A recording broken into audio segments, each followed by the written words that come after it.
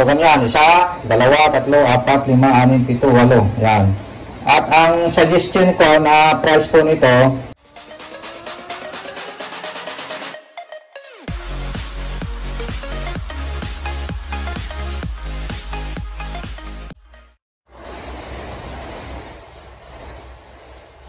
okay mga kalakay, narito po yung ating pag-chop ng ating chicken na 1.2 kilos.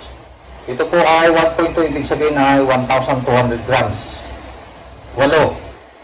So ito po yung kasagutan ng isang kalakay natin na nag-request kung paano mag-chop ng 1.2 kilogram sa 8 piraso.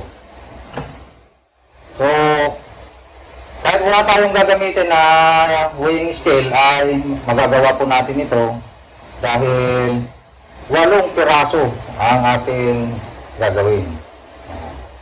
At mamaya ay ibibigay natin yung suggestion kung magkano ang ating pagbibintahan sa ganitong size.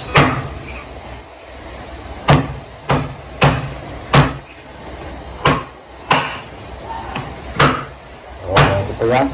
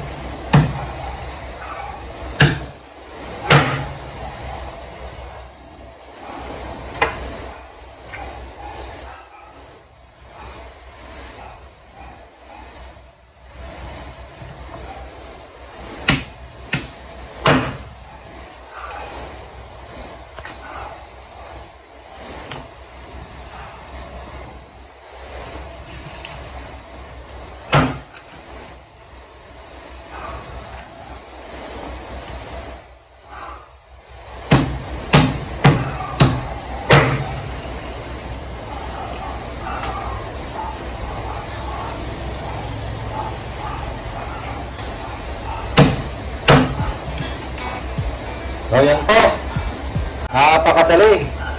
1, 2, 3, 4, 5, 6, 7, 8. 8 piraso mga kaibigan. At ang suggestion ko na presyo ng ganitong size, pagka 1.2 kilogram ay 50 pesos. So, ang isang pirasong ganito, kailangan mabenta natin ng 50 pesos. Sa 50 pesos, ay mayroon na tayong 400 pesos kapag bininta natin yung ganitong manok. Ngayon, punta tayo dun sa isang size na exactly 1 kilogram. Ganito po yung eksakto na 1 kilogram. So, ganun pala yung bibiyak yung sa gitna. Dahil wala po tayong gagamitin weighing scale, kaya madali lang. At ang nag-request ay kung paano ang pag-chop sa 8 piraso na chop. O, kailangan ay maganda yung pagka-divided. Yan.